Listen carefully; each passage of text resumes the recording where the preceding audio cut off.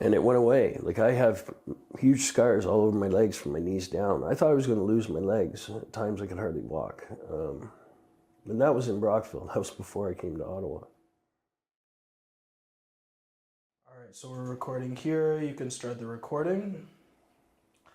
All right, so this is interview with Gerald, aka Prime Minister.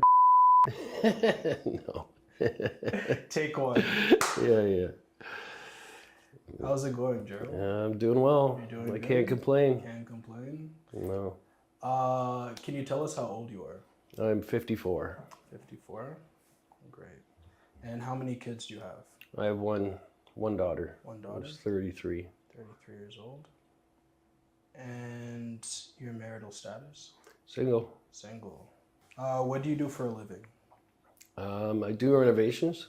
And right now I work part-time at a addiction treatment facility.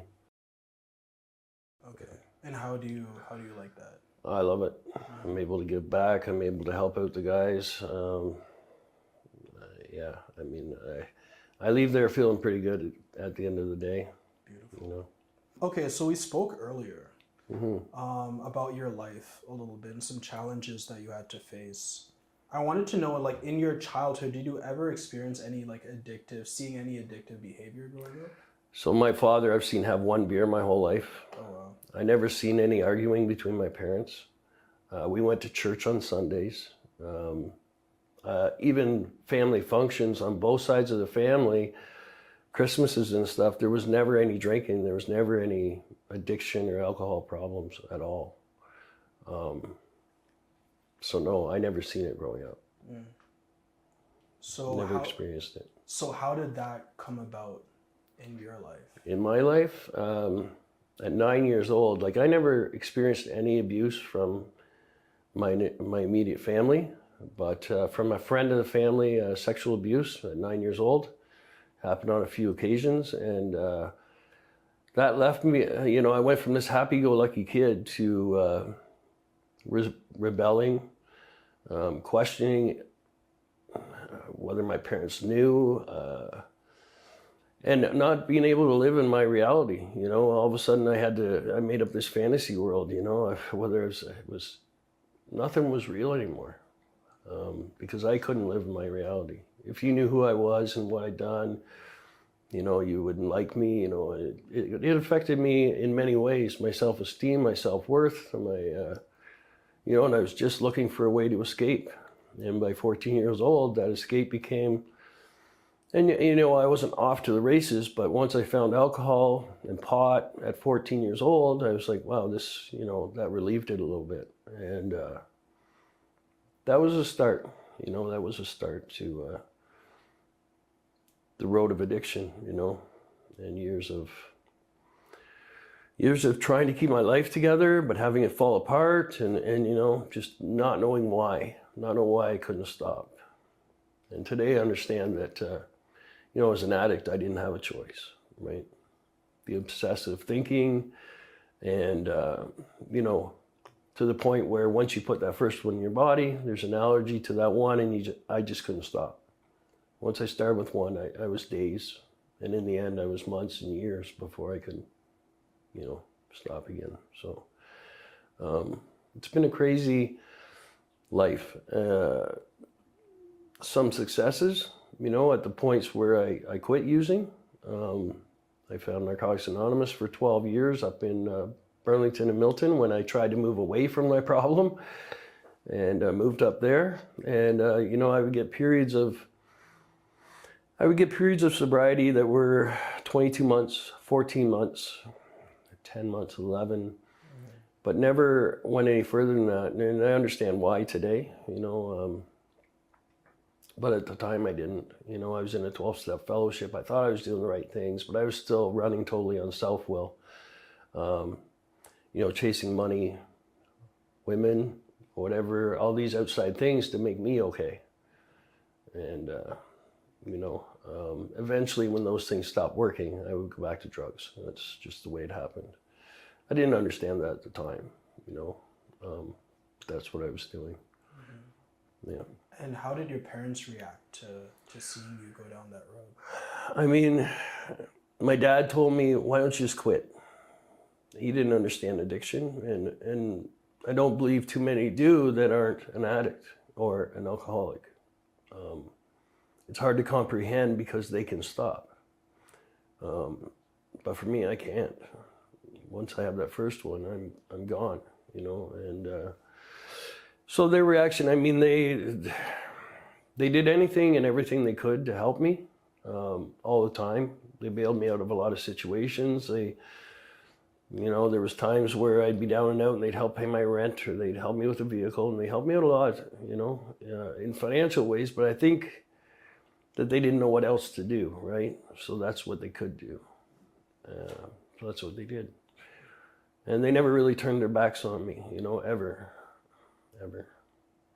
Yeah. And what did you struggle with? Do you mind telling us? So, you know, alcohol took me through high school, pot, and then at the age of 18, I was working at a gas station, and the manager of that gas station introduced me to cocaine. And that first night I did it, man, I felt 10 feet tall, bulletproof. It didn't matter what you thought of me anymore. And I was in love. You know, that took away all my problems. That's what it seemed to do anyway, you know.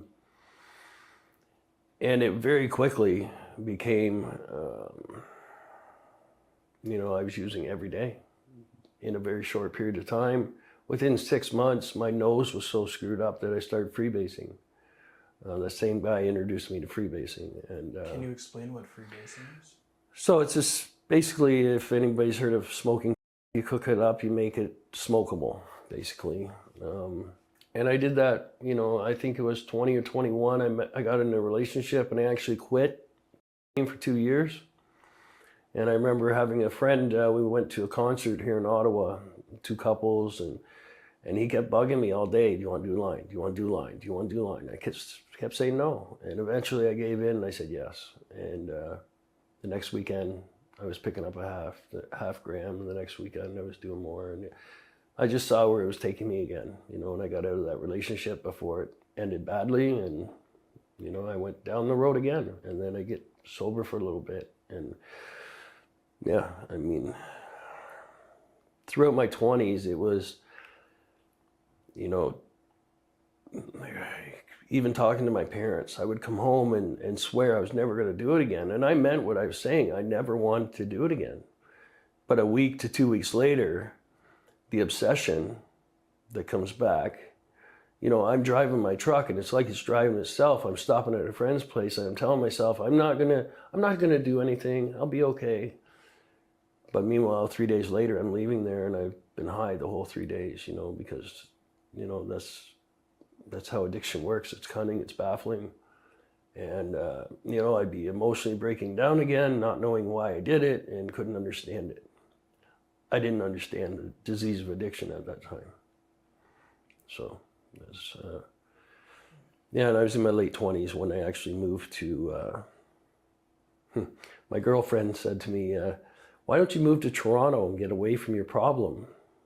And so, little did she know, I called my cousin who lived in Rockwood at the time, and I told him what was going on. I was honest with him, and he said, yeah, come up and stay up here. And, you know, I started working at a freezer warehouse, and the guy I was working with, we were both driving forklift, and we were sitting out around the picnic table one day, and I was sharing with him how when I went back home at Christmas time to see the same girlfriend, you know, was able to stay sober up there for a bit, but when I come back home on Christmas Eve, I went to get the Christmas tree and came into her house 4 o'clock in the morning, high as a kite. And, you know, it was my parents were coming over that day for Christmas and all these things, and the guilt and the shame again, and I didn't understand why. And then New Year's Eve, she had a friend coming over from Australia. I went out to get a pack of cigarettes in the afternoon, came home at 4 in the morning, high again, and not understanding how this all happens every time, you know. And so I shared that with him, and he sat there with this grin on his face the whole time I'm telling him, and I'm thinking, why are you smiling at me? And he says, I rolled over a piece of carpet and I was homeless 3 years ago. Do you want to go to a meeting? And that's how I found Narcotics Anonymous. Yeah, and that changed my life for, out of the 12 years I lived up in the Milton, Burlington area. If you were to add up the time, I was probably sober 9 out of those 12 years. I did a 3-year architectural construction engineering program. I had my own renovation company for a while up there. But addiction always stole away any continued success, any opportunity for continued success. I mean,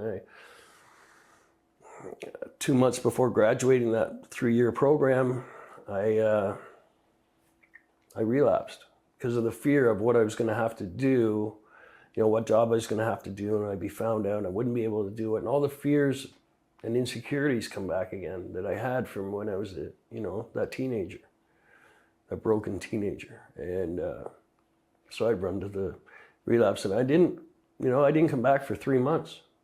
I went into the city, I didn't leave for 3 months, didn't come home. That's how my addiction started progressing. And, they allowed me to come back to do the 3rd year again, and I did the same thing the next year. Sober for another almost year, and then relapsing. There's the fear of it. And I didn't understand any of this at the time. I do today. Having worked the 12 steps now, I understand how fear ruled my life and controlled what I did. Those 12 steps helped me to deal with resentments, fears, my insecurities, my own self-worth. And it clears away all that wreckage of my past, in order for me to have a relationship with God. Because that's no human power could save me. My dad told me it quite couldn't save me. Counselors couldn't save me. Treatment centers didn't, I went to treatment centers. They worked for a while. But, my obsession wasn't totally lifted. And how bad did it get? When I was in the Milton area, I would relapse and I would go to Hamilton. I would not leave Hamilton for 4 months. I would come back 40 pounds lighter. I was addicted to crack at the time. That was my drug of choice. And then I would come back, totally broken, nothing left, close to dead, and I'd start over again, and I build it up. But what I did was, and I worked the steps at that time, but I had this idea of what God was, a bunch of spiritual principles, and wouldn't give me any more than I could handle, that sort of thing. But I didn't have a relationship. And then in the 12 steps, step 11 is about, keeping that conscious contact, right? And so, that's the difference today. In my 20s, I'd be going out, but my relapse, or like my using, would be 2 or 3 days. I go for a weekend, come back, regret it, say I'm not going to do it again, and 2 weeks later I'd be doing the same thing. I was able to keep a job, for the most part, that sort of thing. And then up in Milton, I would, my relapses got longer. Like in my later 30s, I was relapsing and going to Hamilton for 3-4 months at a time. And then when my parents were getting older and I thought I wanted to move back here, I kept letting people down up there. I was letting myself down, and I couldn't stay sober. And eventually I thought, what, it's best if I leave. And I moved back down here. Got a place in Morrisburg where I was coming into Ottawa, but I didn't have the fellowship. Like the amount of people I had up there in a community of healthy friends and was amazing. These guys had my back all the time, and even after screwing up, they'd be there, But when I moved back here, I didn't have any of those people anymore. I tried going to a few meetings in Ottawa here, and it was like, I remember going to a meeting, there was 90 people there, not one person said hello. And I was like, this isn't the same. And I think part of it was me justifying not going back to meetings, right? And so I started hanging around some of the old crowd that I used to hang around with before I left to go up there.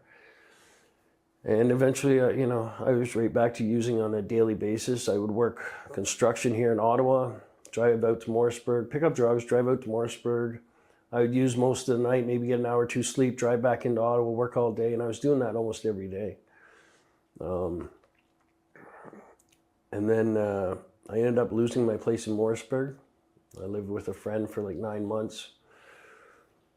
And eventually I ended up in Brockville. And I was in Brockville for... I was in Brockville for about 6 months, living in a rooming house there. And it was probably one of the worst... It was the worst place in Brockville to live. It was a shooting gallery. I mean, it was a lot of people using fentanyl. Everything, you know, you could find it all there. If I back up a little bit, I actually lived in Chesterville for a little while, and there was an ex-girlfriend came back to visit me for a night. And while from the time we'd broke up till she come back, she had started IV drug using. I'd never done that, and I was like 40, I don't know exactly, maybe 49 years old, somewhere around there. And she come back, and she was supposed to stay one night. It didn't end as a good relationship. You know, it was pretty ugly when it ended, and she was still there 2 weeks later, and I thought, how am I back into this again? And eventually I just put out my arm and I said, hit me with that. And she did. And that started a whole nother level of addiction. IV drug use. I went into using in that way, and I would be doing the chicken a lot, which is very close to ODing. And then when I moved to Brockville, I got in another relationship, and looking back now, I was trying to save this girl because I seen her die twice from fentanyl, and brought her back with Narcan, and I thought, you know, I could help her. I could save her. Yeah, today I know different, but that led me down a road where she stopped using fentanyl for 6 months. She got off all, you know, fentanyl, the morphine for 9 days. And then when we broke up, she was right back to the fentanyl. But while I was in this relationship, I started using morphine. And, you know, towards the end of the relationship with her, I started using fentanyl as well. And when that relationship ended, around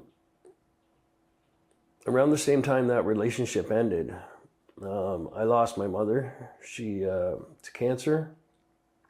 She was diagnosed with liver cancer, and 6 weeks later she passed away. Thankfully, my sister is a nurse and was able to take care of her at home, and I got to spend days with her before she passed away.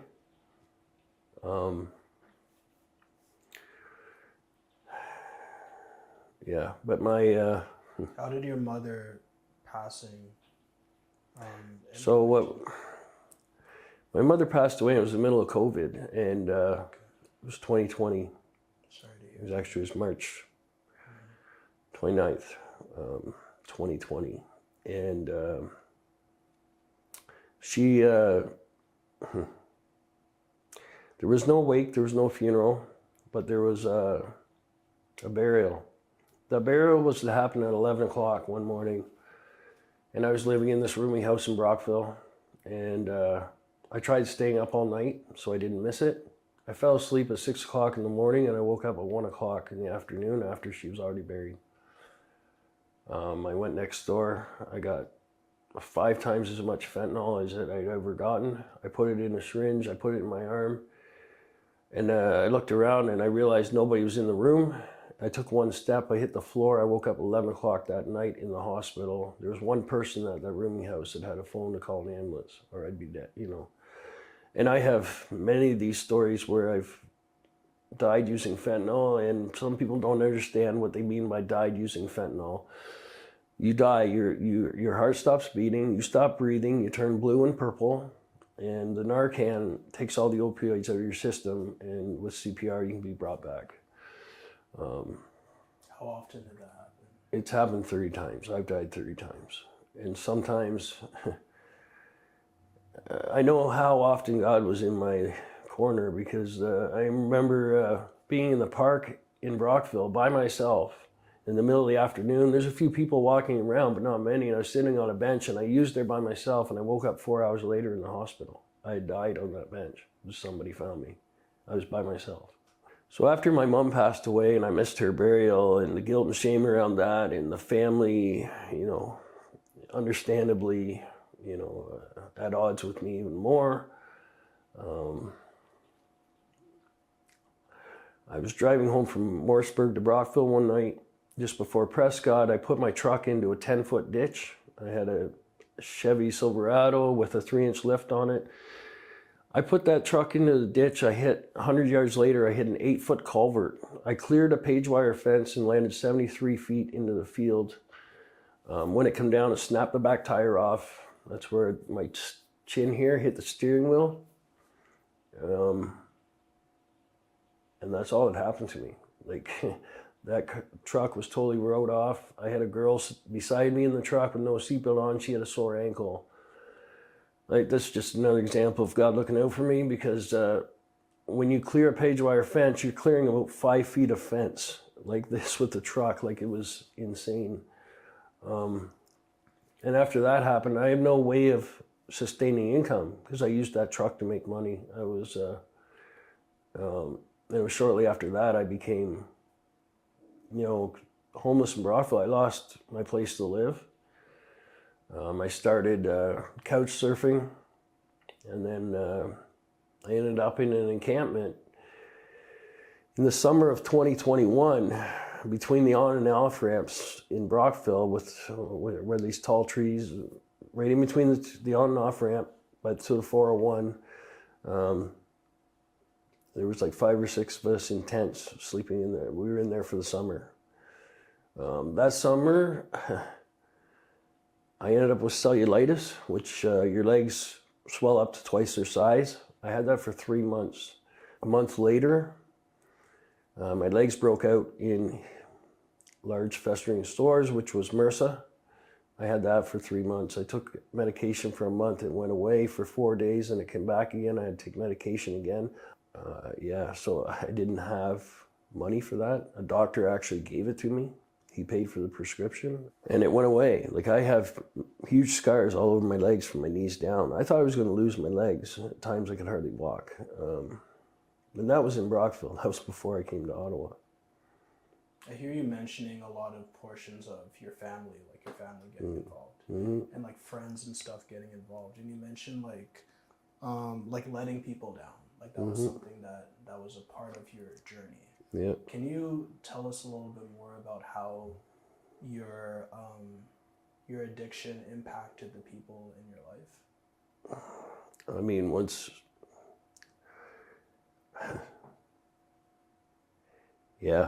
I know it had a huge negative impact on family for sure. They just did not know what to do. They didn't know how to help. I think they wanted to in many ways. I mean, but there wasn't, when I celebrated a year twice up in Milton, and my parents drove from Ottawa to come up for that celebration. They've always wanted to help, but they didn't know how. And today I really know that there was nothing they could do, right? Really, they did everything they could. As far as friends goes, I mean, I pushed away a lot of people. Addiction stole away anything positive out of my life all the time, romantic relationships, I'd get into them and I'd be sober and it'd go for a while, and then, I'd relapse and reality kick in. They know who I am now, and that relationship would end. And I was unable to be a father to my daughter for most of those years. Can you tell us more about that? Well, I never wanted my daughter to see me in active addiction. So when I was using, I did not contact her. I was not close with her. Now,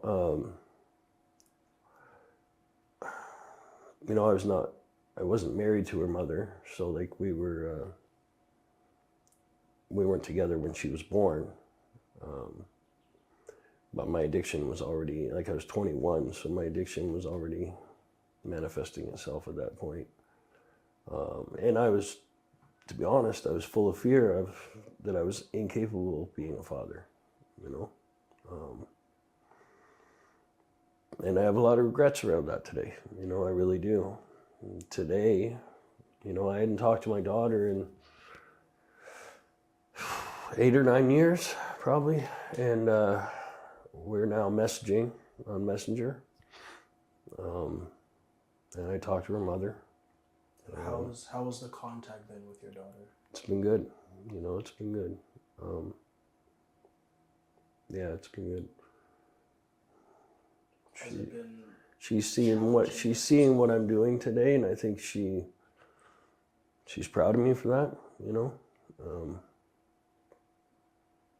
but you know, I can't go back and change the past. I wish I could, right? But I can't. So it's just whatever I can do from here on out, right?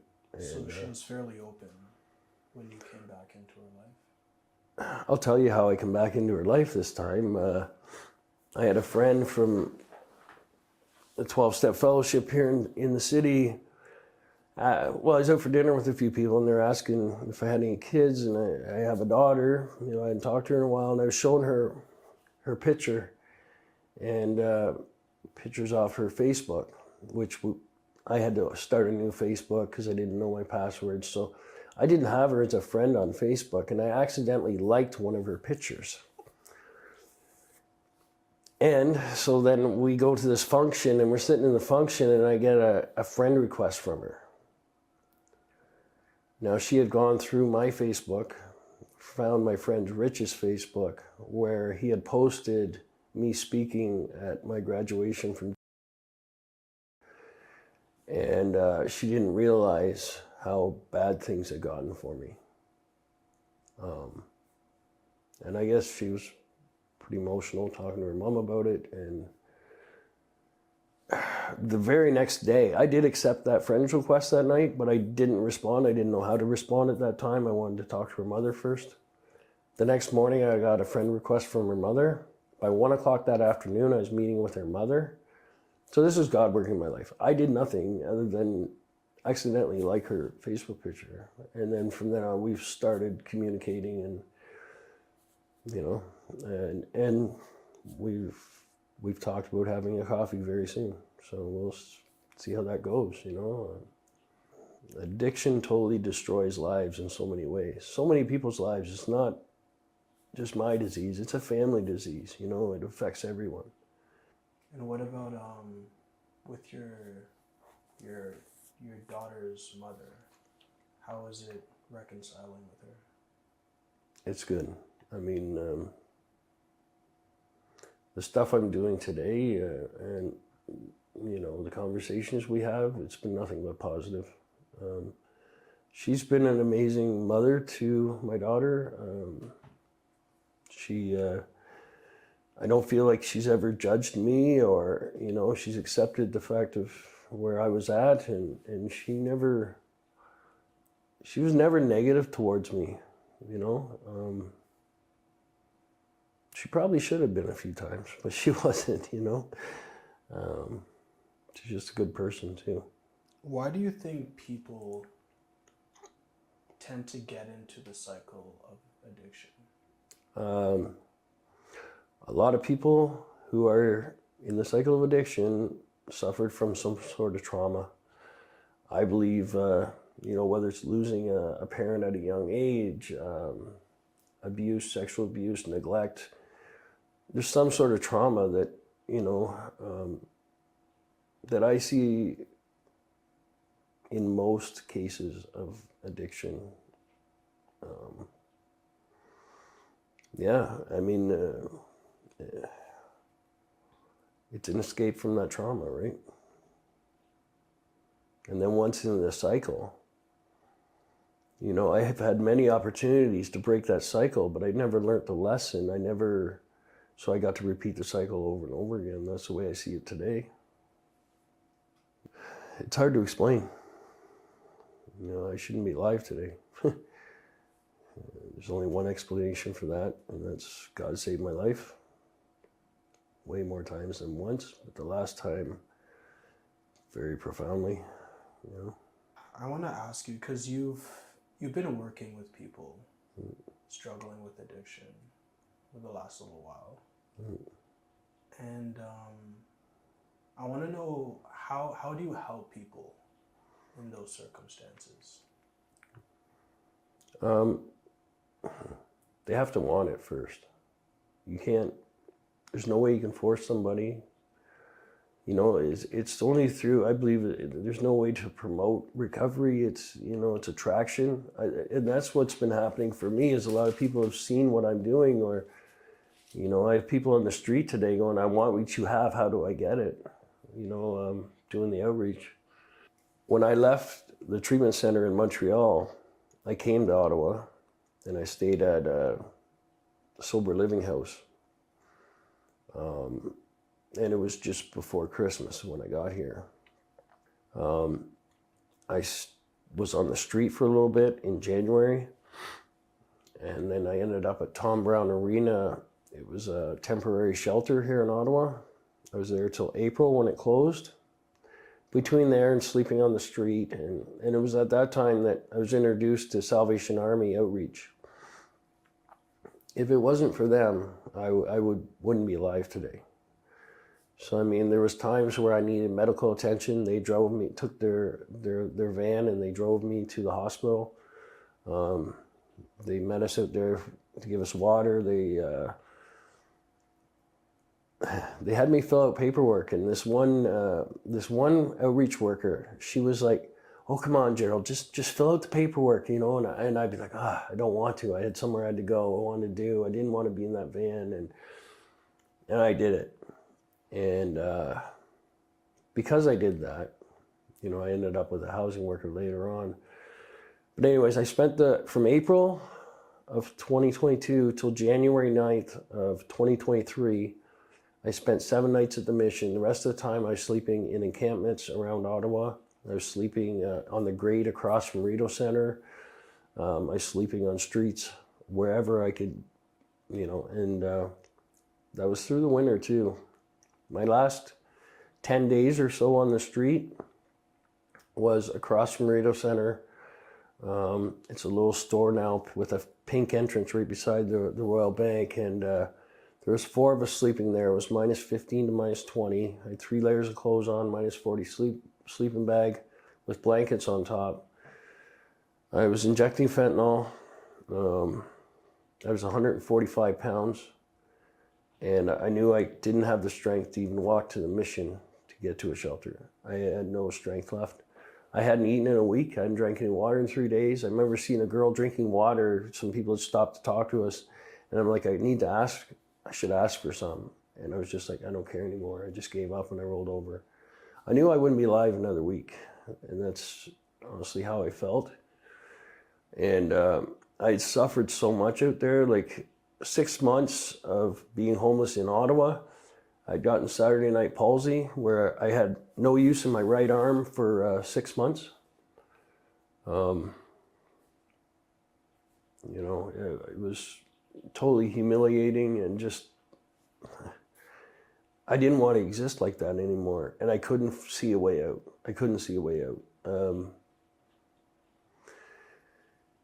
It was around January 1st, Salvation Army gave me a housing worker.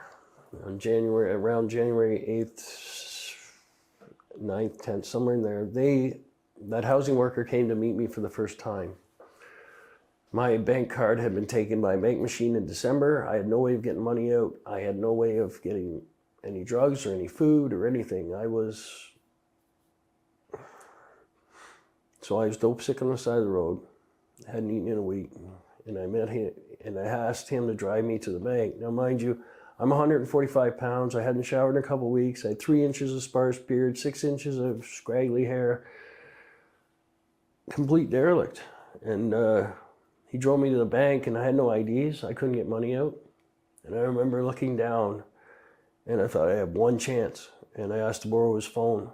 And I called my sister. I said, come and get me. I said, will you come and get me? And she did. Now, she lives an hour out of the city, but she was just leaving work because she's a nurse. And she came and got me. I spent 3 days on her basement floor waiting to get into detox. I could still barely eat. I could hardly walk. When they got me into detox,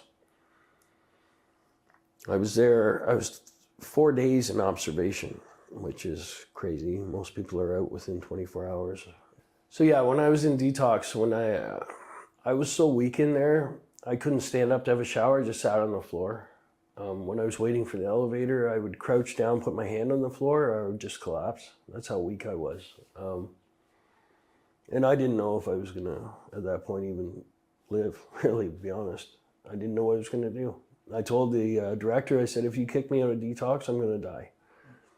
And they had it arranged that I went to Billy Buffett stabilization after that, and I was there for 5 weeks. It was 3 weeks at Billy Buffett, almost a month sober, before I had enough strength to stand for the half hour to cook food with another guy for the guys. That's how bad it was. I lost all my teeth. These are nice new dentures. I've had 22 teeth pulled last summer. You know, I got all my IDs back. After 5 weeks at Billy Buffett, I went to Jericho Road Christian 12-step base program. You know, because I had absolutely nobody and nothing when I left those streets. I felt like I had no one, that no one cared. And all of a sudden I had some people in my life. You know, I had some guys around me. There was 8 or 9 of us in the treatment center. And, you know, I was willing to do whatever. You know, I'm going to back up to that last week on the street. That last week on the street, I hadn't prayed in probably 15 years, never really had a relationship with God, but I was to the point where I could not exist like that anymore, and I just prayed, God, take me or save me. And I understand today what that answer was. It was like I was willing to do whatever they asked. It's a 9-month treatment program. I got out of first stage at 4 months and 10 days, and when it's normally 6 months. And I graduated at 9 months sober, but 7.5 months. And I was working there right away on Sunday, like a couple Sundays a month. 6 months into that, into recovery, probably 6 months sober, I started going out and talking to the homeless on the street, people I knew. You know, they were like my family for a year here in Ottawa. And I talked to them, and, you know, some of them had some hope that, wow, you're actually clean? How did you do it, you know? And then by the time I graduated at around 9 months, you know, I was going out every week, sometimes a couple times a week, talking to people. And I got hooked up with a gentleman that goes out and does outreach once a week with a wagon and some sandwiches. And so I went out with him a few times. I would take a hockey bag full of clothes when we go, and I'd hand out the clothes and he'd hand out food. And then the church, I started going to it's a small recovery church. They started seeing what I was doing, and they offered to support me in doing outreach. So there's people from the church who come out with me. There's people from the 12-step program that come out with me today. I mean, that's grown into, I now have 3 wagons. Last week we handed out 6 loaves of sandwiches, 60 juice boxes, 30 bottles of water, 2 huge bags, a bag of men's clothes, a bag of women's clothes, 15 coats, 8 pairs of shoes, and all kinds of other stuff like hand sanitizer, feminine products, everything that, you know, new socks, new boxers. And I go out and do that every week. I take a day off work, I go out and do that. I rent a storage unit today. But man, those people that I was using with are still out there. And when they see me coming now, like, I have guys coming up to me like, how do you do it? How do you, you know, like the hope that these people think, these people know that if I can do it, they can do it too, you know. And I've been able to take some people from the street to meetings. I have people from the street that text me and, you know, ask for help or, you know, like whatever. I try to support them. There's one young gentleman that I took to a couple meetings who I actually talked to his mom, and I now talk to her probably on a weekly basis because she wants to know how her son's doing, right? But how do you advise someone like him that's going through that? Or even all like I can his share is my experience, Right. because I know what worked for me, right? And these 12-step meetings work for me.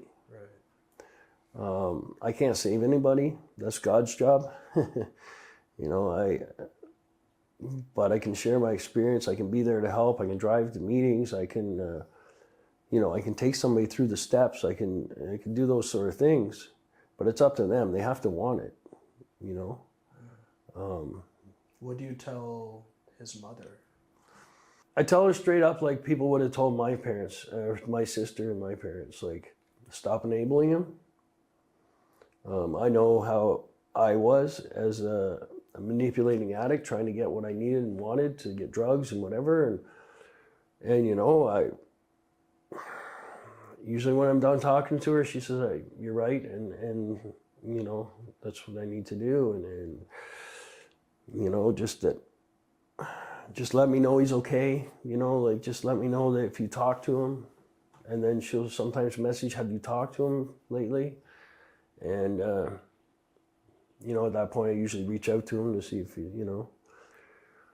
And it's just trying to help out where I can, you know. Like, it's crazy. Last night I had 2 people from Brockville contact me. I was on the phone with them for 2 hours, and these people were heavy fentanyl addicts that one guy I had seen about 6 months ago in Brockville when I went to visit somebody else who was sober for a while and now was struggling. And I seen him in a parking lot, and he talked to me in my car for a while. He messaged me last night, and he says, shortly after I talked to you in that car, I got sober. I've been sober 5 months. And he wants to come to meetings here in Ottawa with me, which is great, you know, which is great. Which tells me that I need to take the time to talk to people and share my story. And that's why I do this, you know, like it's only to help people. Hopefully it helps someone, you know. And the girl that contacted me is back in Cornwall, had left Brockville, but was 12 years in Brockville, you know.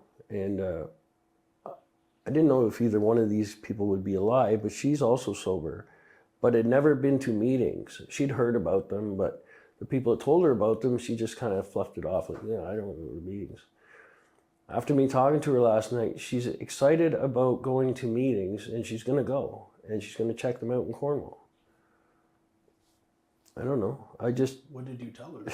I just told her how it works for me, and she sees on my Facebook how I've been able to give back. She said she wants to start doing something similar in Cornwall at some point, and that might happen. Who knows? But the important thing is you know, getting to those 12 steps so you can, you know, have a spiritual awakening as a result of working them. That's the bottom line. It's and finding that fellowship, because I mean, she shared that she was struggling with, yeah, she's got her family back, but she hasn't no real direction, or you know, like the fellowship of having other people in recovery around you, and makes all the difference in the world. Like, I live life with these guys, you know, like we go out and do things.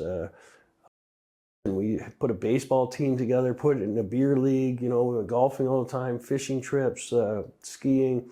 We're living life. It's stuff we don't do when you're an active addict. You don't. You barely exist. So, yeah, it's important. It's very important. Okay, so I have 2 questions before we wrap up. First, I would like to know if you would have any advice for people trying to reconcile with their family. I mean, you have to be patient. It's probably years of manipulation and hell you've put family through. It doesn't, I know I see a lot of people who come into recovery and in 3 months they feel like they should have their family back. And it takes time to build that trust again. It really does. It takes time to build that trust. And I'm sure they love you and they want to see you do well. It's just, it takes time, you know.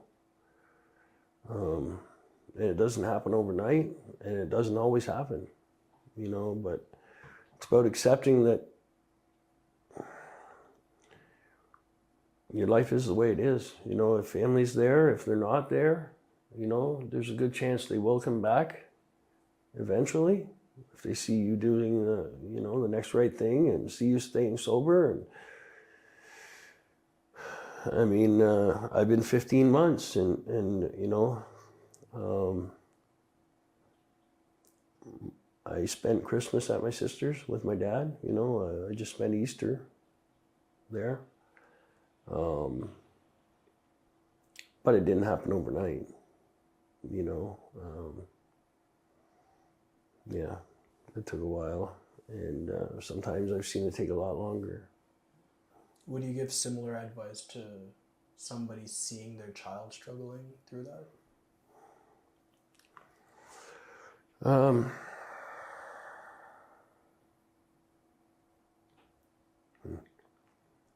Yeah, I mean, until they want to change, until they want recovery, until they want to stop, until they've dealt with a trauma, until they've dealt with whatever is causing them to continue doing it.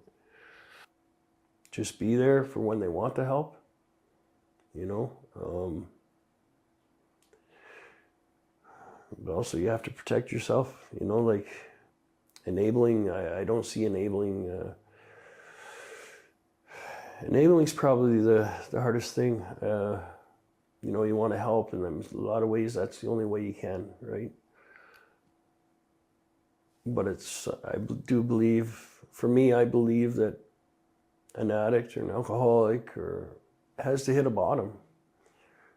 And if they're continually being helped, that bottom isn't going to come very quick. Unless it's a health or some other sort of trauma, right, that happens. Do you have any words of encouragement for a parent seeing their child struggle through addiction? I mean, I've seen so many hopeless cases turn around and you know, just keep pointing them in that direction of recovery, of 12-step meetings. Be there for them when you can.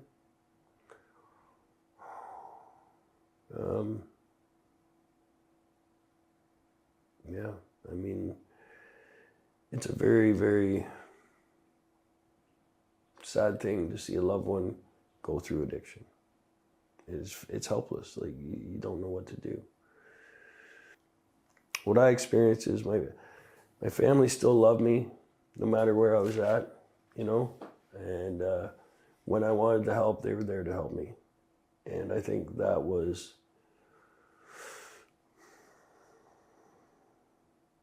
what I needed. If I didn't get it, I wouldn't be here. You know, my sister didn't come and pick me up, I wouldn't be here. If that housing worker if I hadn't gotten that housing worker in my first meeting with him, I wouldn't be here, you know. Don't give up hope, and just stand by them the best you can, I guess, you know. Any words of encouragement for people going through addiction? Yeah, I mean, the biggest thing I hear out there is, tomorrow I'm going to do this. I'm going to do it next week.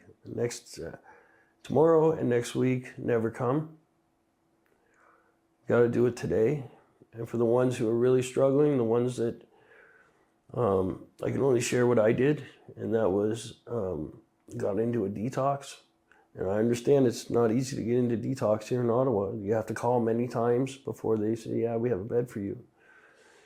But keep calling. Tell them you're going to die if you don't get in there. And when you do get into detox, don't waste your time. Find a treatment center to go to. Put life aside for 6 months or a year or 3 months, whatever you can, in order to put recovery first. If you don't, life won't be there anyway.